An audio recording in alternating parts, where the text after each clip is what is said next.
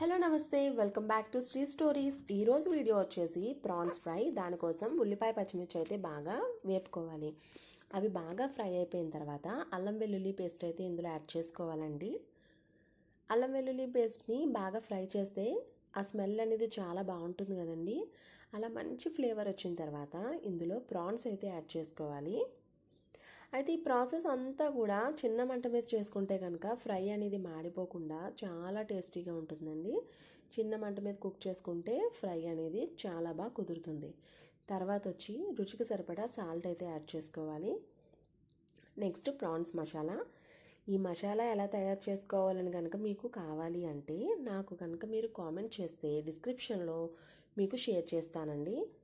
Next వచ్చి కారం. కారం వేసుకున్నాక కూడా బాగా ఫ్రై చేయండి. అండ్ కొత్తిమీర. నాన్ వెజ్ కర్రీస్లో కంపల్సరీ కొత్తిమీర అయితే వేసుకోవాలి కదండి. అది ఇచ్చే స్మెల్ కానీ ఫ్లేవర్ కానీ చాలా బాగుంటుంది. అండ్ ఫైనల్లీ స్టవ్ కట్టేసే ముందు కరివేపాకు అయితే యాడ్ చేసుకోండి. టేస్ట్ అనేది అదిరిపోతుంది. చాలా సింపుల్గా చేసుకునే ప్రాన్స్ ఫ్రై అయితే రెడీ అండి.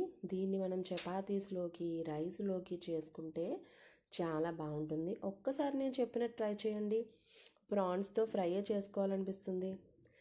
ఈ వీడియో కనుక మీకు నచ్చినట్లయితే లైక్ చేయండి, మీ ఫ్రెండ్స్ అండ్ రిలేటివ్స్కి షేర్ చేయండి, అదేవిధంగా సబ్స్క్రైబ్ చేయండి.